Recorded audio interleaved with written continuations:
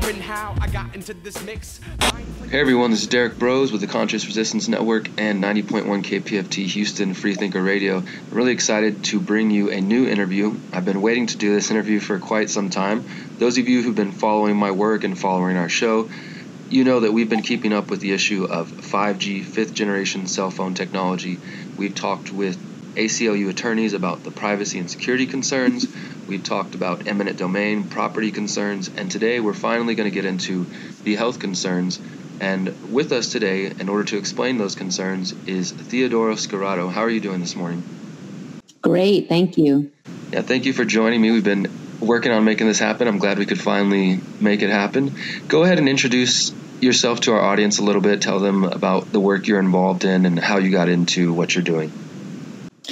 So I'm Executive Director of Environmental Health Trust, and we are a think tank, a scientific think tank with scientists who are advisors, who are the leading researchers on radiofrequency, radiation, and health, and also environmental health issues.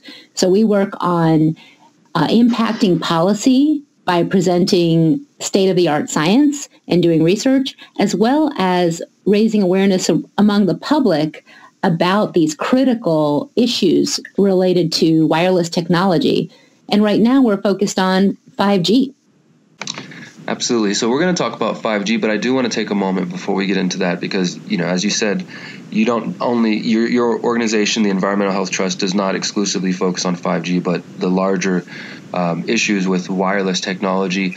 And we're now 2019 going into 2020, cell phones, smartphones are used all over the world, laptops, tablets, it's commonplace everywhere you go. Yet most people don't stop to question whether these devices and surrounding ourselves with these devices is an issue or if there are any safety hazards.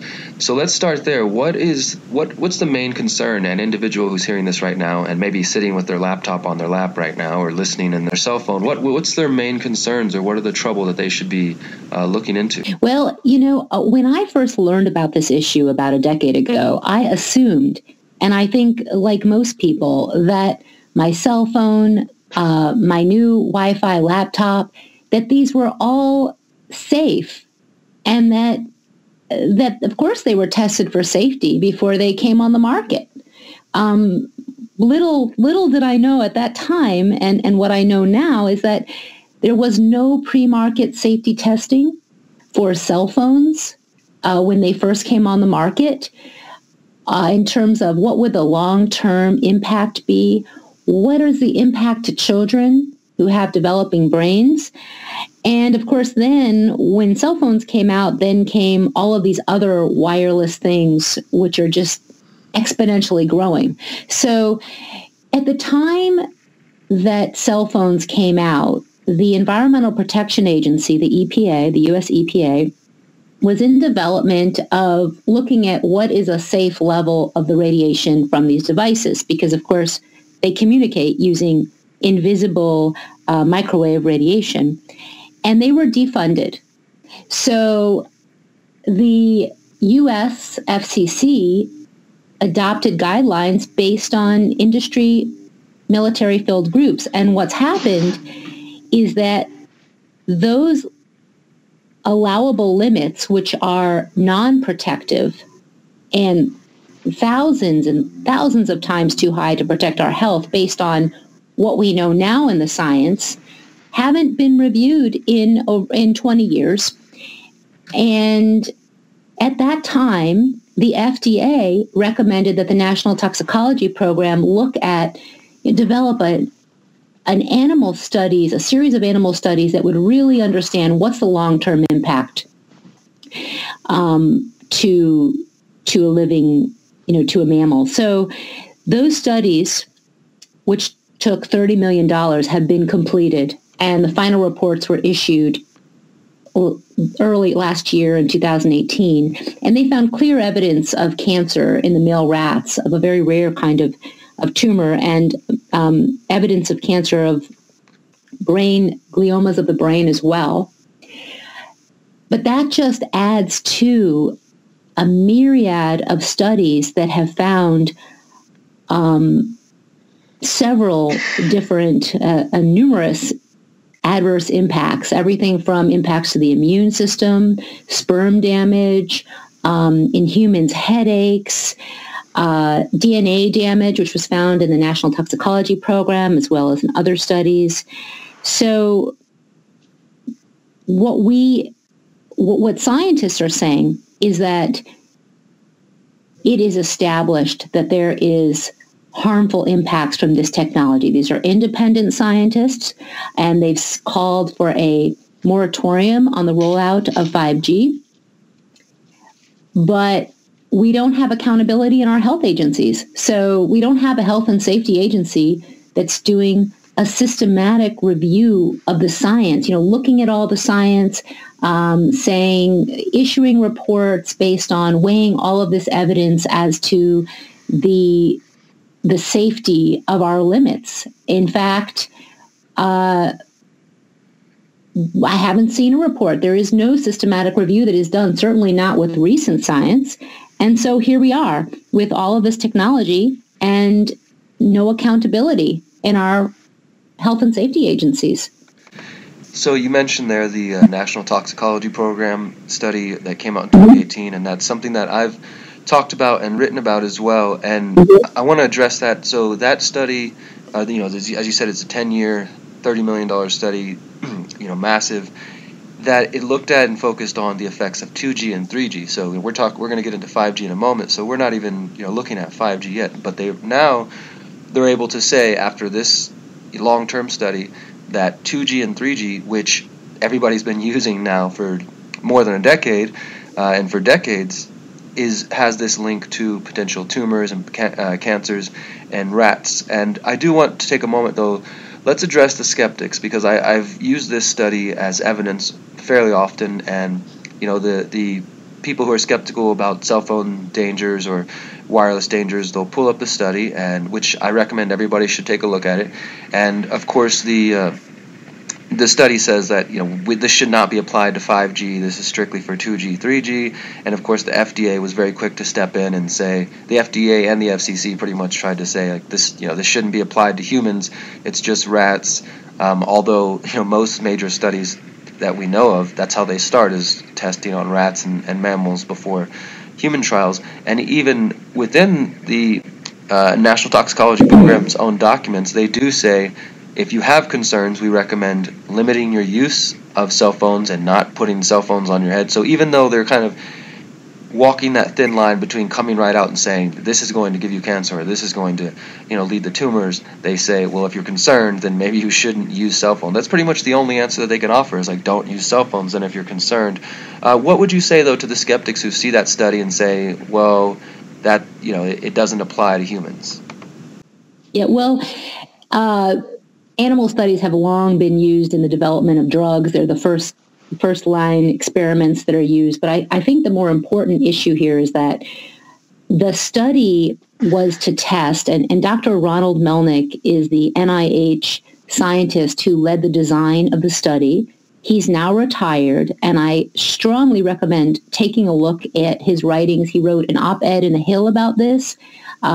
He's one of our scientific advisors, and we have on our homepage at ehtrust.org, we have a statement that he made, as well as his published commentary addressing exactly what you're talking about. So, as he says, the study was designed to look at, does the heating aspect of microwave radiation, is that the only problem? Because remember that wireless technologies, the 2G, 3G, and 4G, use microwaves. And obviously, a microwave is going to heat you if it's too high. So it's much, much lower than the heating levels. And what our guidelines are based on is that heating is the only problem. What this study showed is that heating is not the only problem, and that if you wonder, well, why did this cost $30 million? These animals were caged in underground bunkers, special chambers, so that the scientists were sure what was the exposure. They also did all these these studies before they even did the long-term 2-year studies. They checked to see at what level would the animals be exposed to the heating levels or thermal levels of the the cell phone radiation. So they are sure that it was at non-thermal levels, and they found increased cancers, statistically significant increased cancers. And I should note that they also found damage to a ventricle of the heart, and that was in both male and females in different exposure groups, and a number of other elevated cancers as well. So the fact that they found these effects, it shouldn't have happened. If heating was the only problem, then this wouldn't have happened. But to add, then there wouldn't have been these effects. In addition, and very important, is that the Ramazzini Institute did a large-scale study as well, and they exposed their rats to cell phone radiation, but for 3 years, for the lifetime of the animals, which is about 3 years, until their natural death. And they found the same statistically significant increases in schwannomas of the hearts in the male rats. So here we have the National Toxicology Program study, the Ramazzini Institute study. Then you have the case control studies on humans, which found elevations in the same cell types of tumors. Just real quick, because you mentioned Ronald Melnick for the listeners. He is a former senior toxicologist and director of special programs with the Environmental Toxicology Program.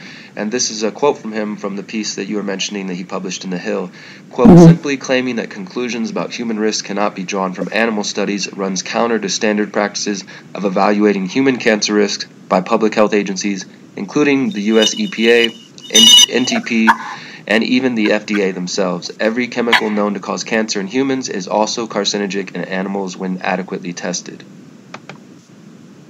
And I think that points to what you're saying right here, is that, obviously this is one study, but as you were just noting, this is not the only study that has looked at these issues. And looking now, we're getting this long-term evidence, I'm not sure why the skeptics, think that that's kind of their ace in the hole to say, well, this doesn't apply to humans, or some of the rats actually lived longer, things like that. I think it's more a desire to just dismiss the evidence that is showing that, well, all of us have been using devices that might very well be harming us. I know, I'm a parent, I've got children, and previous to learning about this, we had all the latest technology. We had Wi-Fi. I used the cell phone for all my long-distance calls because it was free. And my children used the cell phone as well. And when I learned about this, I was extremely skeptical. And actually, the reason I got deep into this many years ago is that I decided I would have to research it myself because I just didn't believe it. And I think that's a good idea, right? That's our goal here, is to encourage people to do their own research, right? I want to make that clear to the listeners. Like, take the studies that are referenced here, go look them up yourself, draw your own conclusions, look at the Environmental Health Trust, look at the studies that are listed there, and really, like you, this is something that as a journalist I've kind of heard about here and there. I think I may have written 1 or 2 articles over the last 7 years or so about cell phones, but it was a topic that I kind of set aside for a moment. I was like, well, there's a few things that keep popping up in my radar that say that maybe these are not as safe as we've been told. But it wasn't until I actually stopped and sat down and started to do this research and look into not only 5G but the effects of Wi-Fi and wireless that it really became clear that I'll say it, you don't have to say it, but I'll say as a journalist, once you start to research this, that there is an agenda to keep this information down. Like when we look at the FCC, when we look at these institutions who are supposed to be testing this equipment, they're completely made up of individuals who come from the so-called big telecom, big wireless industry. And it's another area where there's this kind of revolving door between that industry and government positions. And so when people hear this and they wonder, well, why would these devices be allowed to, be put in place? Why would people be using these all over if there was some issue? Surely somebody would have told us about this. But when you look at, for example, Project Censored, and I mentioned this at City Council, I know some of you guys have seen that video. The Project Censored in 2018, they had a list of their top 25 most censored stories of 2018.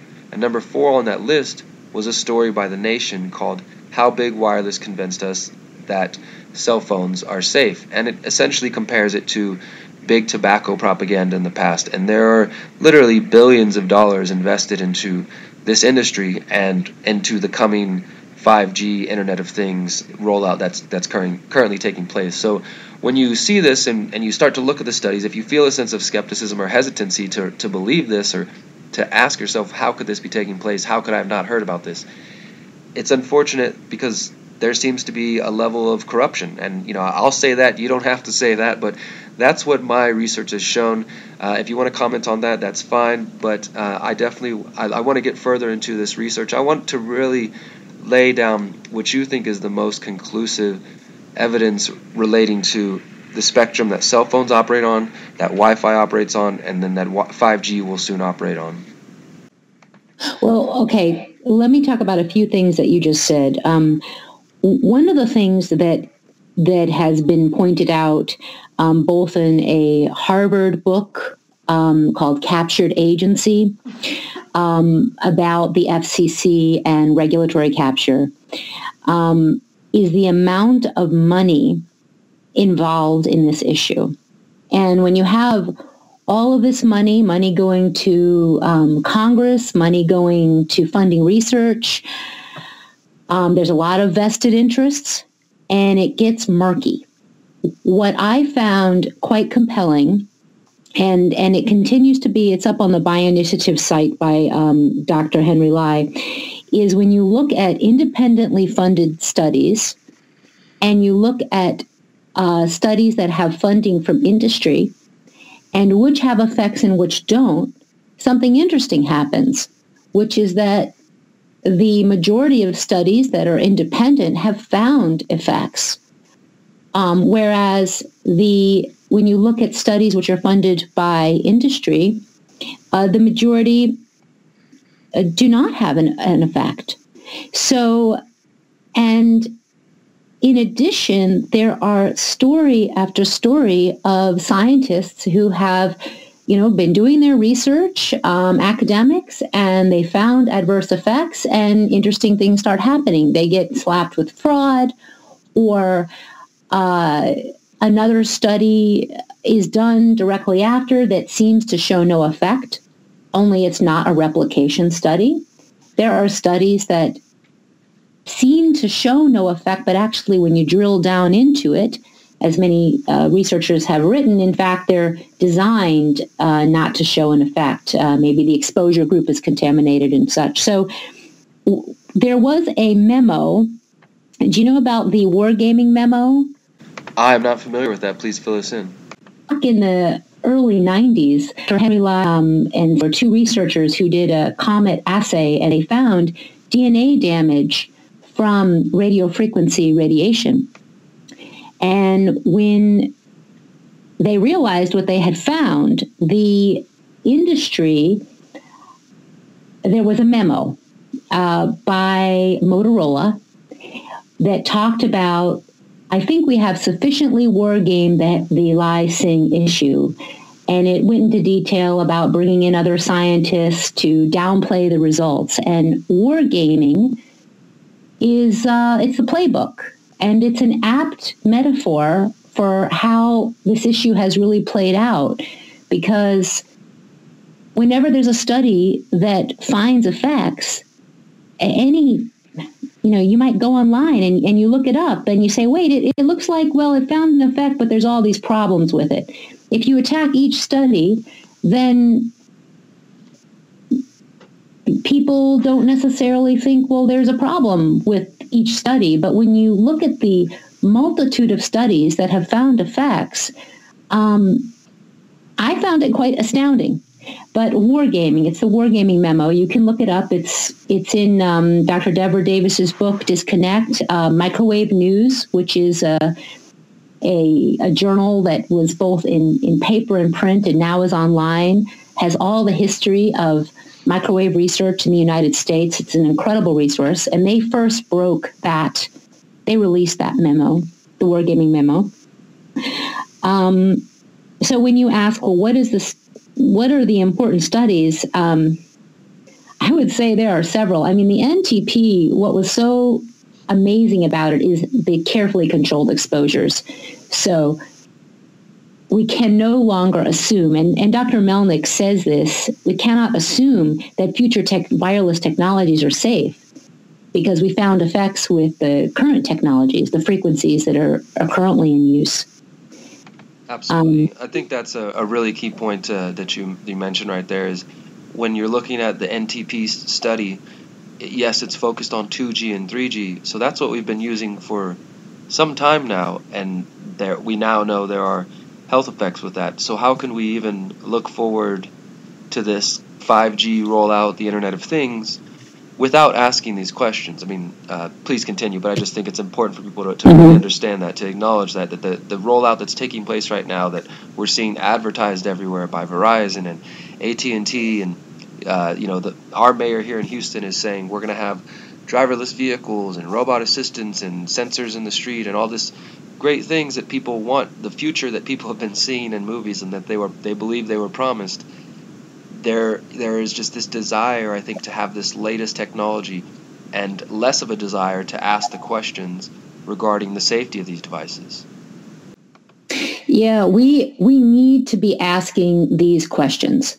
And there is a New Hampshire bill. I don't have it in front of me, but in this bill, it is it's a state bill calling for a commission to study the health and environmental effects of 5G. And there's a list of incredible questions in there, such as, why are all of these scientists, warning against 5G and nothing has been done?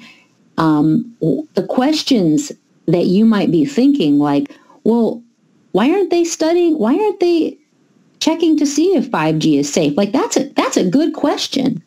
And it's astounding that the federal government has not, that this isn't their most important issue, is testing these devices that our children use, that babies are using. But let me address some of the myths related to 5G. First of all, the current technologies and frequencies and modulations, that's the way the information is packaged on the waves, that are in use now, 5G is not going to be replacing that. 5G is going to be on top of, meaning in addition to what we have now. And we know that because industry is writing reports and puts out information about what their plans are. And so what we're seeing with these small cells and these wireless antenna systems going up in neighborhoods, in front of homes, on utility poles, on streetlights, is that while there are some test cities for 5G, there is 4G densification. So it's putting in 4G technology. And as I understand it, 5G is going to be overlaid on top, which will utilize some of 4G. And it's going to be using not only the higher submillimeter and millimeter waves, but also the current frequencies in use. So it's not a replacement. It's an additive layer of wireless technology and non-ionizing radiation that will be in literally like ambient. It will be in the air. Now, here's another super important piece to all of this. There are some countries that don't allow as much wireless radiation in the environment. They have rules about if there's a cell tower and you're standing on the street, how much radiation you can be exposed to. And there is actually stricter regulations in place in several countries like Poland, cities in Belgium, Russia, India, Italy, for example. Now, in those countries, the wireless industry has published several reports saying they can't deploy 4G and 5G unless those countries change their limits, because it's not possible, because there's going to be exceedances of those limits in the vicinity around the wireless antennas. So we know that the full deployment of 4G and 5G will increase the everyday radio frequency radiation, and of course there'll be higher fields as well, that we are exposed to involuntary. It's involuntary exposure. You have no choice. Now, I can choose to not use my cell phone. I can choose to use a wired corded phone, which is what I use. I'm talking to you on a wired computer using Ethernet, but I won't be able to control those exposures when I go to the library, when I'm outside in my front yard. Absolutely, and I think that's, two things. Thank you for clarifying that the 5G rollout is going to be on top of what we already have, so it's not like they're going to go pull down all the previous towers and all the previous infrastructure and then simply replace it. It's going to be on top. So that's, I think, an important point for people to take home. And as you said, to me, that is one of the biggest arguments when I look at 5G and wireless. I typically tell people, well, there are security and privacy concerns, there are health concerns, and then I think one of the biggest is what I would consider kind of a self-ownership concern, and that is what you just stated, that we have some say in what devices we use in our own home, but if you have no say in the city and the country rolling out all this equipment around you, then you're going to be surrounded by it no matter what they say. And I actually had a chance to interview the CEO of Verizon whenever they came to Houston to announce the world's first 5G customer, as they called it.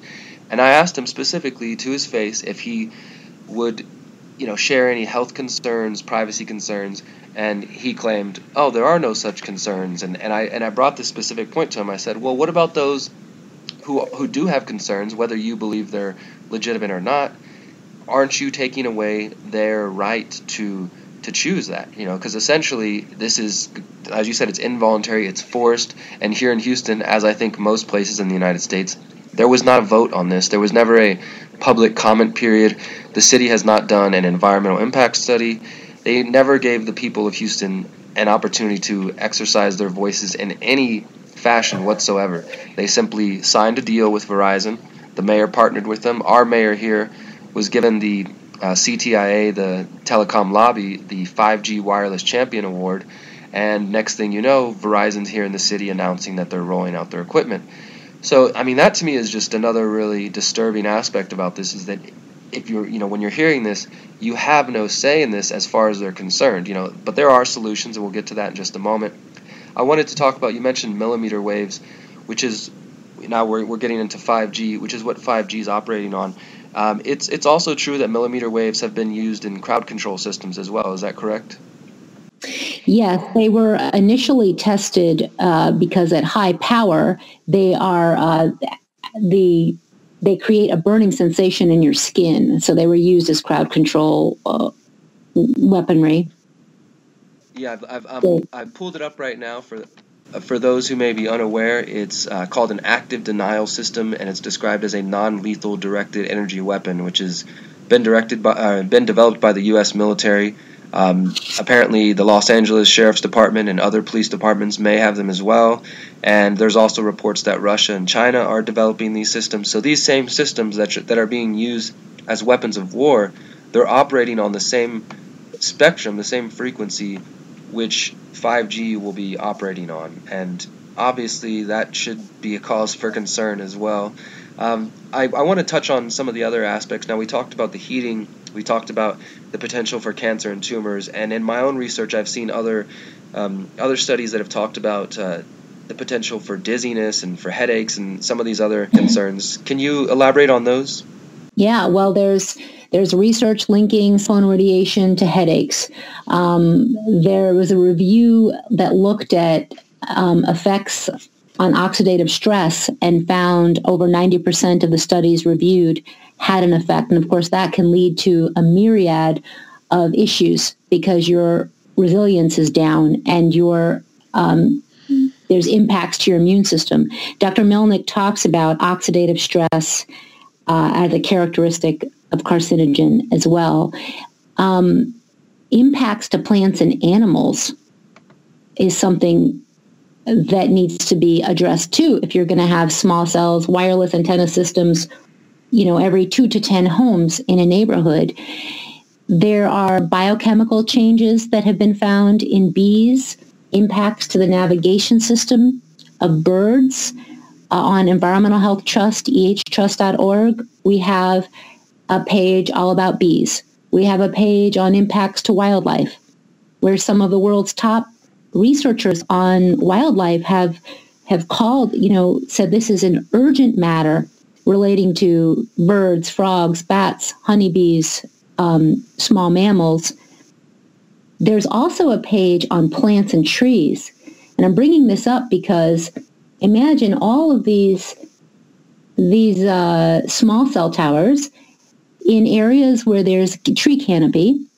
Not only will trees need to be trimmed and root systems impacted from whatever digging needs to be done, because, of course, to put in these facilities, sometimes you have to take your little nice street light, replace it with a quote-unquote hardened pole, which means a bigger, wider pole to carry the weight. It's going to go up higher.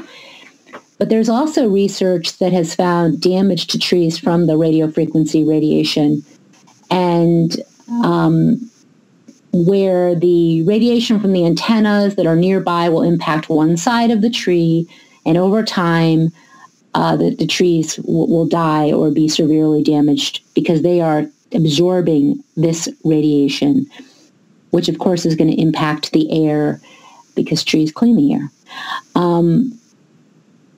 And there's more. I could talk about more. Well, I would love to hear more. I want to just comment on that. I mean, I think those, obviously, you're with the Environmental Health Trust, so part of the environment is the concern.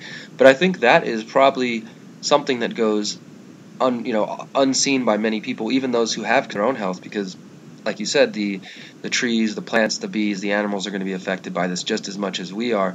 And then to the point that you said regarding stress, when I hear things like that, I think about individuals sitting at home, using their computers, using their devices, and perhaps they feel a sense of stress. They go about their day with a little bit of stress that they're carrying around, or they have some kind of mood swings and things like that, without ever stopping to think that perhaps the devices they're carrying around in their pockets, or that they're holding to their head, or the laptops on their lap, could be responsible for these, this feeling of stress. And I think that is a big thing for people to focus in on, because I myself, it's also been shown, and this is kind of peripheral to the issue we're talking about here, but it's also been shown that social media and things like that can lead to stress. And the reason I bring that up is because I think there's so many sources of stress in our world that go unseen and unquestioned, and then we have individuals walking around carrying the stress, which obviously we know stress leads to health problems as well, as you mentioned,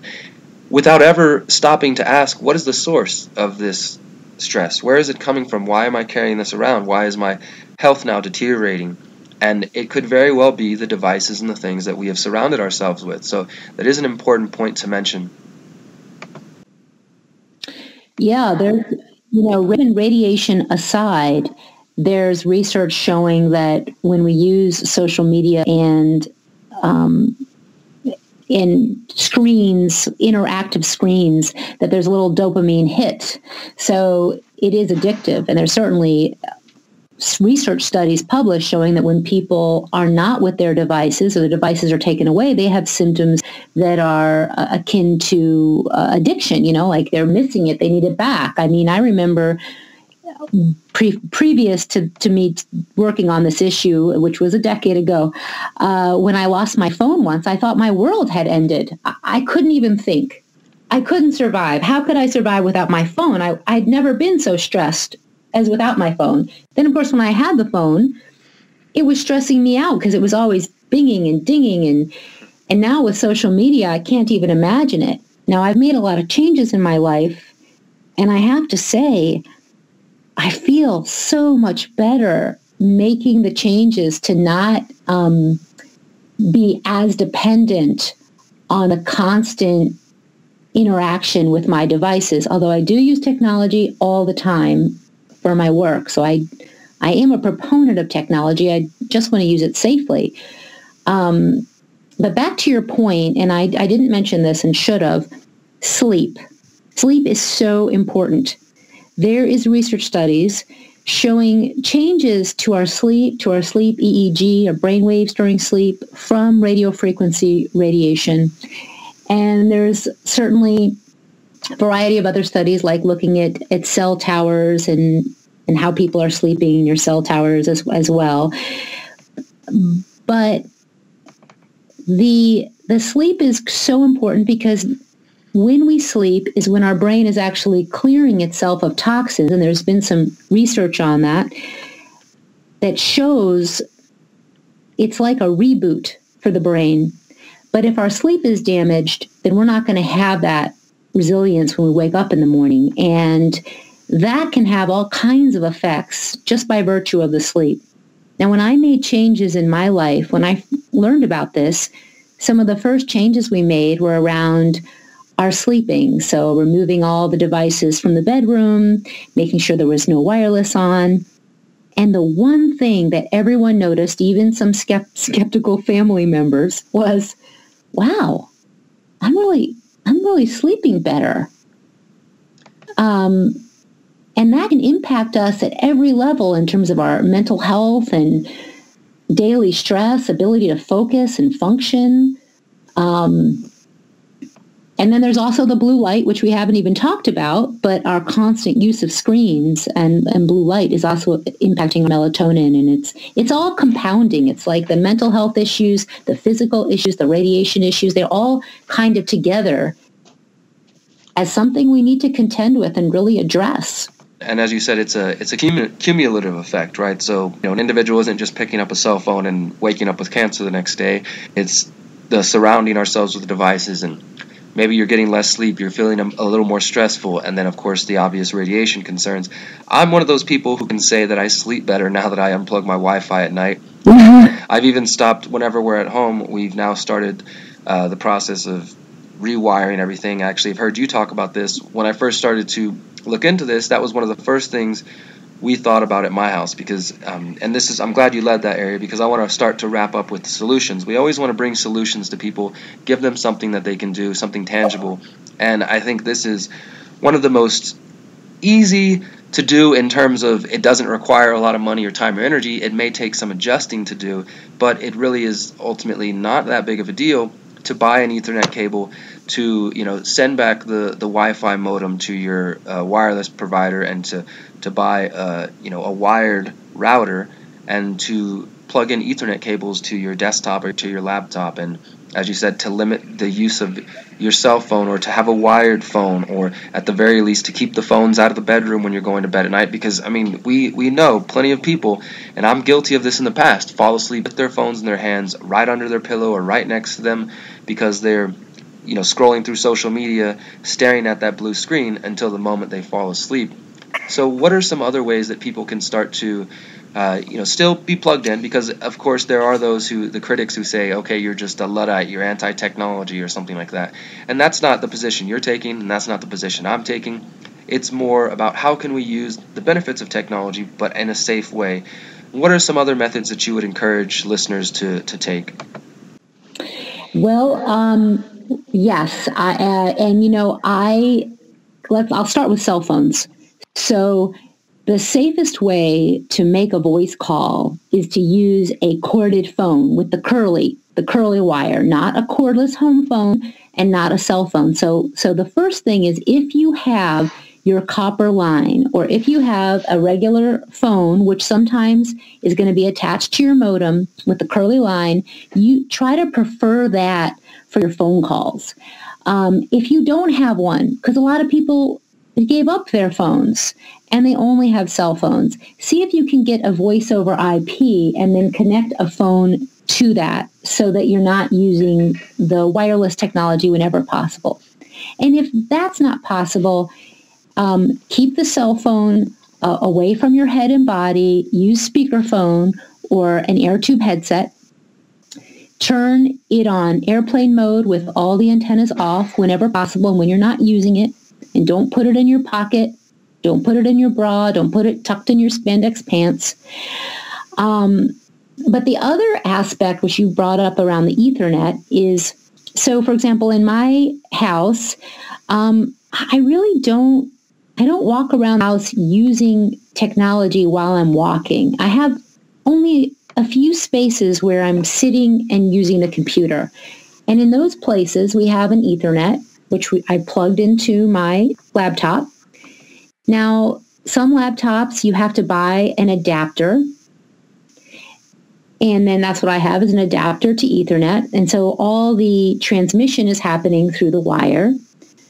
But don't forget about your printer, your accessories, like if you have a keyboard or a mouse, have that all be wired. I mean, why not have it go through a wire rather than through your body? That's how I think about it. Because remember, and you can go on Environmental Health Trust and learn more about this, but the non-ionizing radiation that's coming off of your computer when it's wireless is actually being absorbed into your body and into your head and your brain. And children are more vulnerable. The radiation from cell phones and from tablets and laptops is going to be penetrating deeper into their bodies and into their brains, and at higher rates as well. So they are especially, that is why I do what I do, for my kids and for children. And their brains are still developing. So there was never studies to look at what would happen to the developing brain with exposure to this radiation. And yet we have studies showing damage to brain cells, reduced brain cells, as well as impacts on memory and hyperactivity. So we talked about routers. And I needed to actually, like you did, send back my router that I had rented from the company and get my own router that doesn't have wireless connectivity. Now, some people say, I can't give up the Wi-Fi. I have to have, but I want to do a half measure. And I'll say this, a half measure is not protective, but it's a good start. So what I say is, look, get yourself all wired.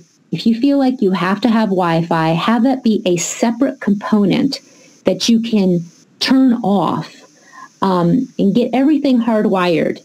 And what people find is, they don't need it like they thought they did, but at least they have the choice. The choice to turn it off with a hard switch.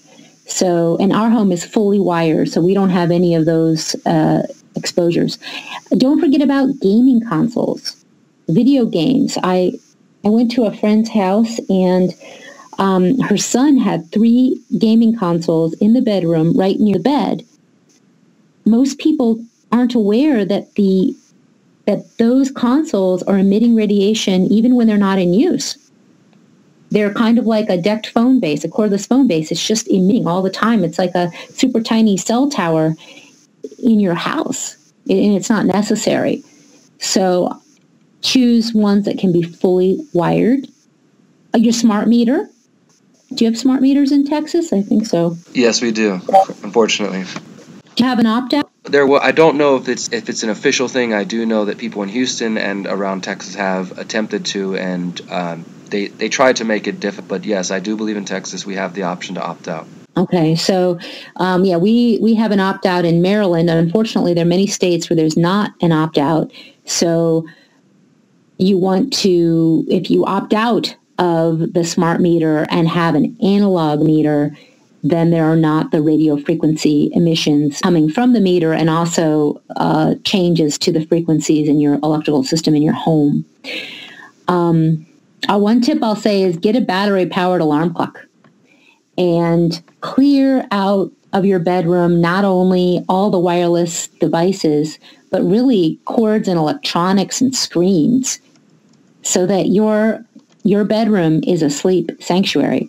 Oh, and another thing, don't charge devices near your body, certainly not on your bedstand at night, because you're going to be getting not only the radio frequency if it's on, but also extremely low frequency fields, which we'll have to talk about another time, but another kind of electromagnetic radiation. So you want to charge your devices on a hard surface, away from where you're sleeping, away from where you're hanging out, like, on a kitchen table or on a counter somewhere. That is great advice. I definitely appreciate that. And as you said, if you're listening to this and this sounds overwhelming, or you're feeling addicted to your cell phone and you don't think you can let it go, or the Wi-Fi and things like that, take those first couple of steps, even if they are just half measures. Don't be afraid to just take that first step, because if you don't, then you're never going to get there. And I really appreciate your time. Is there anything else that you'd like to leave us with? Yeah, if you go to ehtrust.org, we have a section on 10 ways for safe technology at home, and you can get more tips there about how to reduce exposure. And I think it's a journey. It's like changing your food to make what you eat healthier.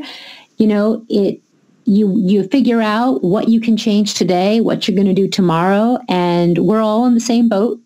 But I think another important piece to this is that, like you said, we're not informed and we have no choice with this issue. And so we need to start being informed, informing ourselves, informing our neighbors, talking to our elected officials who represent us, and asking for the choice related to how much exposure to this environmental pollutant that we want. I mean, I know that I want it to be decreased as much as possible. I want technology, and I want it to be safe. And we're still early. It's like we're early with this technology. It's so rapidly infiltrated every aspect of our lives. And I'm 47. I remember when we didn't have technology, we weren't using technology in the way we are now. What else has so rapidly come into humans' lives as this exposure? And so we're playing catch up. We're playing catch up in terms of saying, okay, here's what the science says, and here's how we need to use this technology more responsibly. And we just haven't developed the norms around it to ensure that it's safe in the years to come. And so that's sort of where we are now, but we need all hands on deck. So please learn more about this issue and educate yourself. Thank you for all of your work, and I really do appreciate it, and I recommend all the listeners to check out the Environmental Health Trust. We've been talking with Theodora Scarato of the Environmental Health Trust about the issues related to cell phones, wireless, and 5G, and I really hope you guys will go check out these issues, because as she said, we need everybody's help now. This is something that affects all of us. Thank you very much for your time. Thank you.